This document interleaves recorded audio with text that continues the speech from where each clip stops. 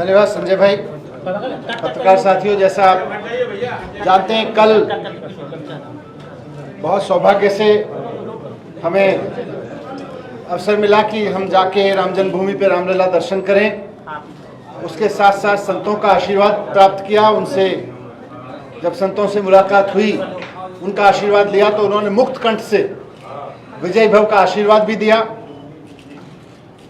और कल हनुमानगढ़ी में जाके हनुमान जी के सामने, रामचंद्र जी के सामने, भगवान राम जन्मभूमि पर जाकर वहाँ रामलला के सामने यही अर्जी लगाई कि उत्तर प्रदेश में आम आदमी पार्टी को सरकार बनाने का अवसर दें, उनकी कृपा बनी रहे। तो आज उत्तर प्रदेश में जिस तरह से आम आदमी पार्टी आगे बढ़ रही है, चुनाव तक आते आते इतनी तेज़ी से आगे बढ़ जाएगी कि उसके बाद उत्तर प्रदेश में आम आदमी पार्टी की सरकार बनेगी। ऐसी सरकार बनेगी जो भगवान राम के आदर्शों पर चलकर दिखाएगी, जो भगवान राम के आदर्शों से प्रेरणा लेकर चलकर दिखाएगी। साथ साथ हमने भगवान श्री राम के प्रति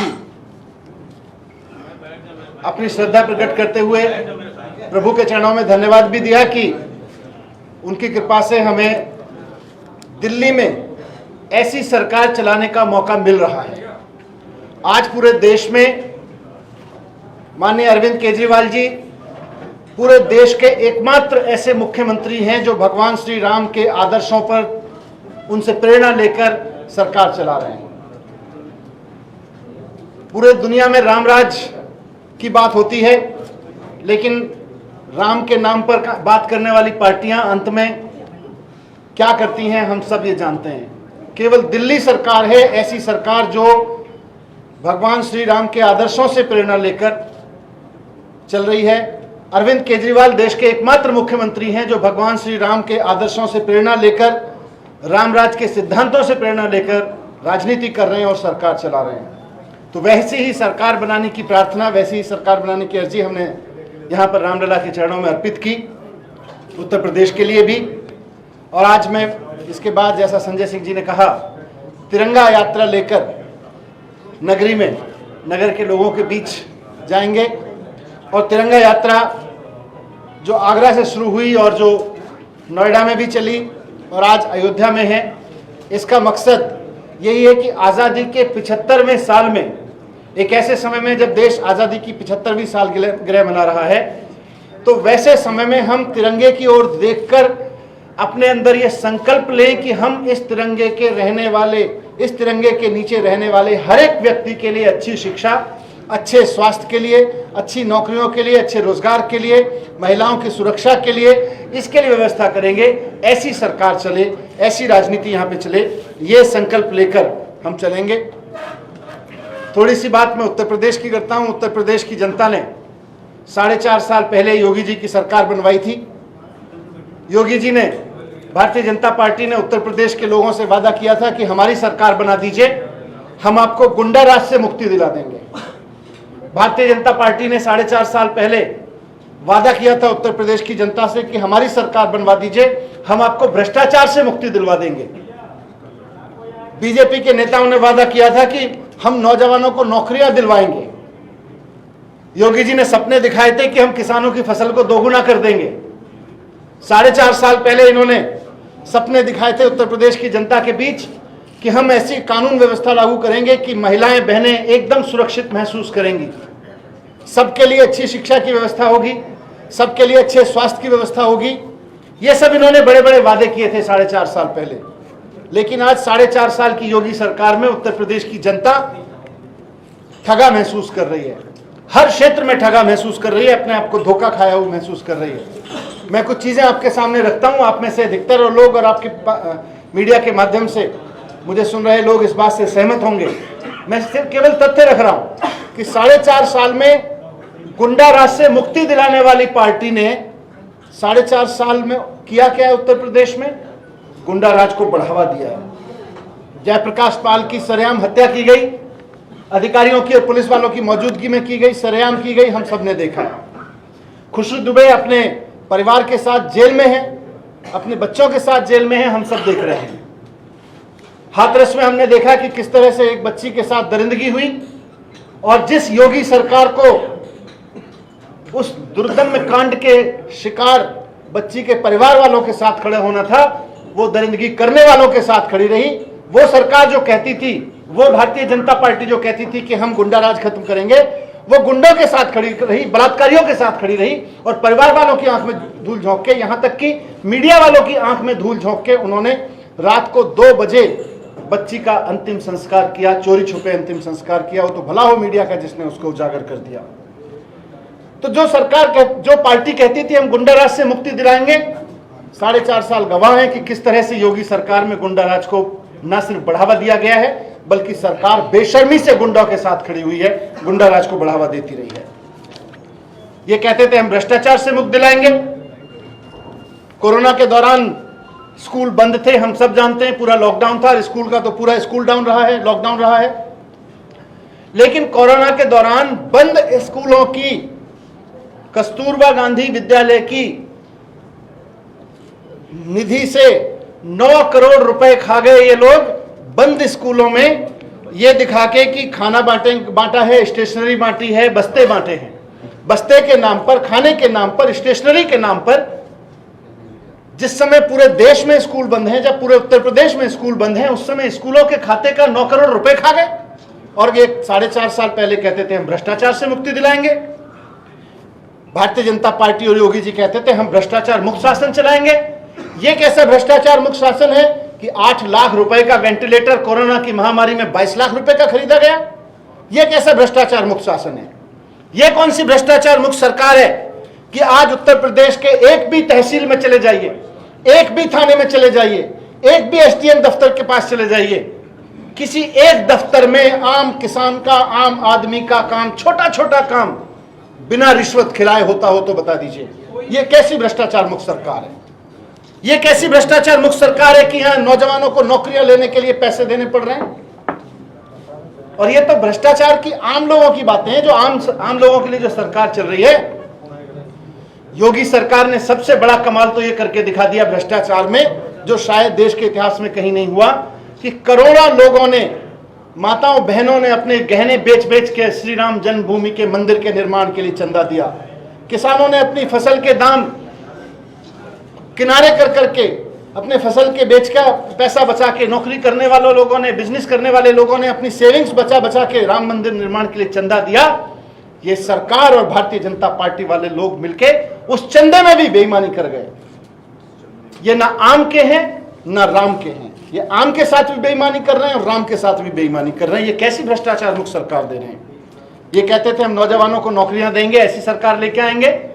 4.5 साल में उत्तर प्रदेश ने जो सरकार देखी है, वो ऐसी सरकार देखी है कि 14 भर्तियां, पत्रकार बंधु जानते हैं, नौजवान सबसे पहले तो आपसे ही संपर्क करता है, 14 भर्तियां हो गई, इंटरव्यू हो गए, लेकिन उत्तर प्रदेश का नौजवान इन 14 भर्तियों के बाद और इंटरव्यू देने के बाद भी नियुक्ति पत्र के लिए दर दर की ठोकर खा रहा है। उससे पैसे की अपेक्षा की जा रही है, लेकिन उसको नियुक्ति पत्र नहीं दी जा रही।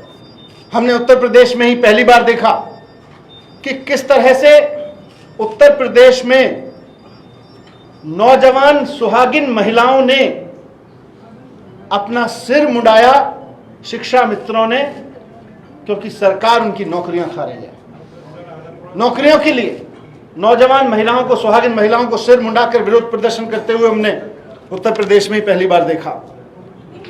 ये कहते थे हम किसान की फसल का 2 गुना दाम देंगे। 2 गुना तो छोड़ दीजिए योगी जी, आप बस थोड़ा सा अपना नाम छिपा के आज उत्तर प्रदेश की किसी मंडी में जो दाम आपकी सरकार ने तय किया है उस पर फसल बेच के दिखा दीजिए। मैं चैलेंज कर रहा हूं। आप किसान के हित की बात करते थे, कहते थे हम फसल का 2 गुना दाम देंगे। 2 गुना तो छोड़ दीजिए, जो दाम आपकी सरकार ने तय किए हैं बिना नाम बताए, एक मंडी में जाके, सरकारी सिस्टम में जाके एक किसी फसल को आप केवल और केवल जो एमएसपी आपने डिक्लेयर किया उस पर बेच के दिखा दीजिए। आज कहीं भी, एक भी जगह पे, हर जगह आधे दाम मिल रहे हैं किसानों को, आज हर जगह। और जब किसान अपनी फसलों के दाम के लिए सड़क पे बैठा तो भारतीय जनता पार्टी उनको आतंकी कहती है, गुंडे कहती है, मवाली कहती है। जो लोग कहते थे हम किसान की फसल 2 गुना दाम करेंगे, वो आज किसानों को फसल के दाम मांगने पे कह रहे हैं गुंडे हो, मवाली हो, आतंकवादी हो उनको। और बिजली महंगी, किसानों की सबसे बड़ी मार किसानों के ऊपर जो योगी सरकार ने दी है कि बिजली की महंगाई आज सारे देश में सबसे ज्यादा उत्तर प्रदेश के किसानों को झेलनी पड़ रही है, चरम पे पहुंच गया है। ये महिलाओं की सुरक्षा की बात करते थे, मैंने हाथरस की बात अभी की, बलरामपुर में हमने देखा, लखीमपुर खीरी में हमने देखा, इतने कांड हुए आज। और उत्तर प्रदेश के अखबार, आप ही सब लोग रिपोर्ट करते हैं, 6 साल 8 साल 10 साल की बच्चियों के बलात्कार की खबरों से भरे पड़े रहते हैं। यह है योगी सरकार की महिला सुरक्षा योजना, यह है आदित्यनाथ जी का महिला सुरक्षा गवर्नेंस। 6 साल 8 साल 10 साल की बच्चियों के बलात्कार की रोजाना खबरें पढ़ने को मिलती हैं, आपका दिल नहीं हिलता है? दिल्ली में क्या, देश भर में बल्कि दुनिया भर के लोगों का दिल हिला दिया बलरामपुर कांड ने, जो हाथरस कांड हुआ, लखीमपुर खीरी कांड हुआ। लेकिन उत्तर प्रदेश की सरकार गुंडों के साथ खड़ी नजर आई, बलात्कारियों के साथ खड़ी नजर आई। जो योगी सरकार को, राम के नाम की बात करने वाली जिस योगी सरकार को परिवारों के साथ खड़ा होना चाहिए था, वो राक्षसों के साथ खड़ी नजर आई। ये तो शर्म आती है।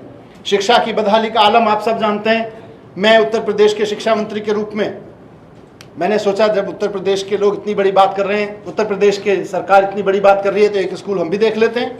मैं जब उनका स्कूल देखने गया, उन्होंने खुद बुलाया, बहस करने के लिए नहीं आए। जब मैंने कहा अच्छा चलो हम ही स्कूल देख लेते हैं, तो चारों तरफ पुलिस का घेरा बना के मुझे बीच सड़क पर रोक दिया, नहीं स्कूल नहीं देखने जा सकते।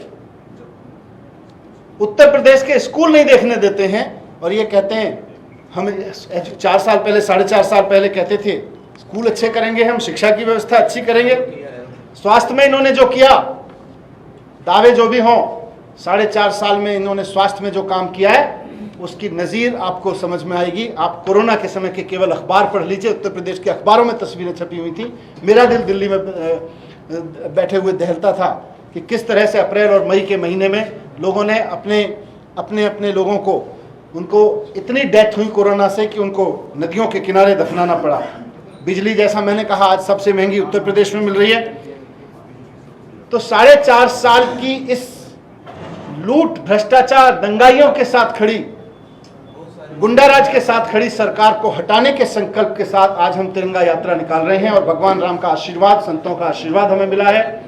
हम इस तिरंगे के नीचे खड़े हर एक उत्तर प्रदेश वासी को अच्छी बिजली, अच्छी शिक्षा, अच्छे स्वास्थ्य, अच्छा रोजगार, किसानों को अच्छी जिंदगी, महिलाओं को सुरक्षा, इसके संकल्प के साथ में ये यात्रा निकाल रहे हैं।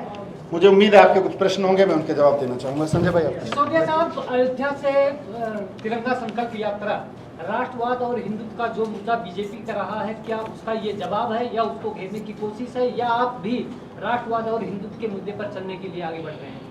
राष्ट्रवाद भी है, हिंदुत्व भी है, बाकी सब धर्म भी हैं, लेकिन साथ साथ जवाब यह है कि इस तिरंगे के नीचे खड़े होके 4.5 साल पहले उत्तर प्रदेश के लोगों ने इस तिरंगे की आन बान शान के लिए वोट दिया था। आज तिरंगा लेके हम सवाल पूछने निकल रहे हैं कि बताओ कहाँ है स्कूल, बताओ कहाँ है अस्पताल।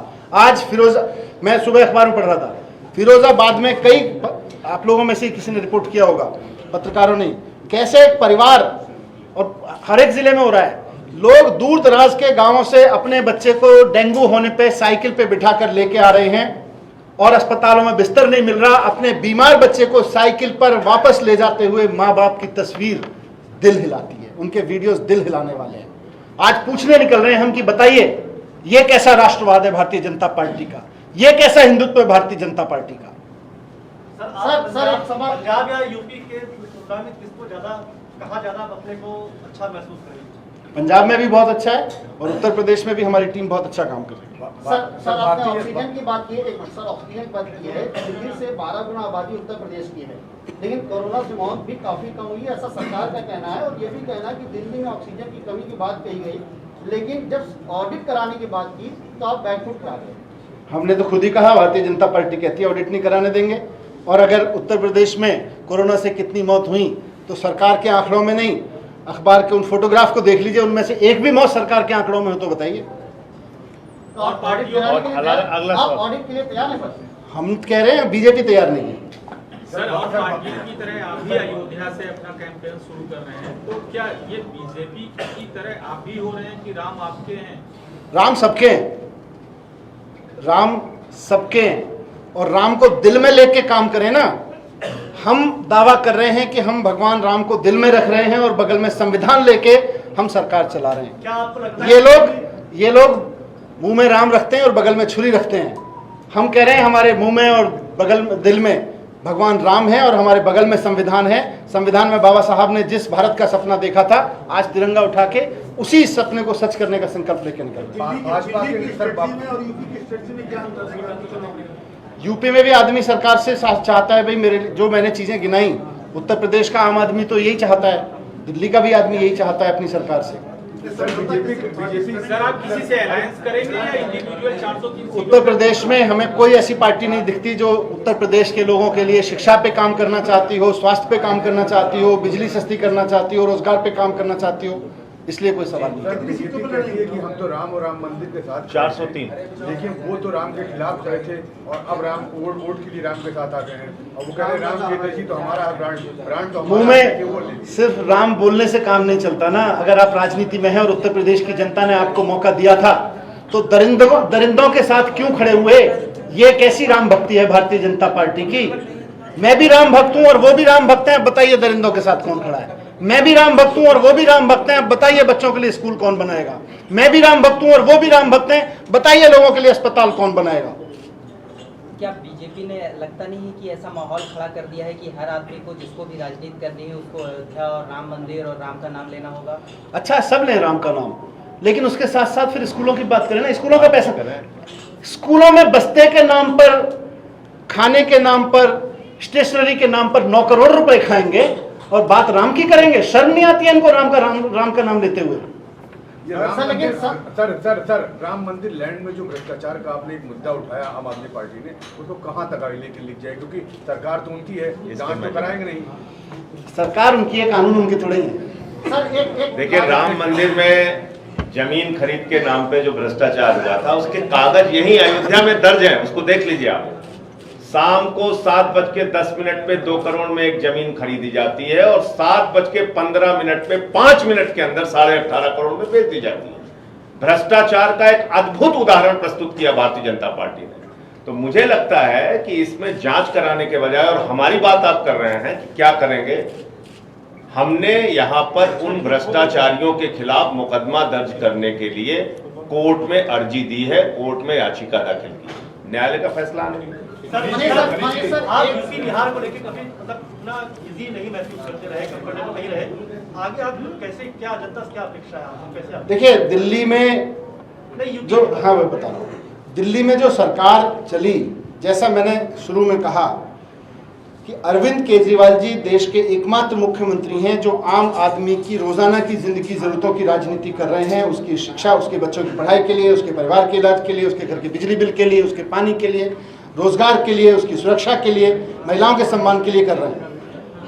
आज उत्तर प्रदेश के लोग भी यही चाहते हैं, बिहार के लोग भी यही चाहते हैं, हर जगह के लोग चाहते हैं, पूरे देश के लोग चाहते हैं। लोग एक, अभी तक विकल्प नहीं था, विकल्प के रूप में आती थी। कई लोग पत्रकार पूछते हैं, अभी हो सकता है आप में से कोई पूछता है, भाई यहाँ तो बहुत जाति की बात होती है, धर्म की बात होती है।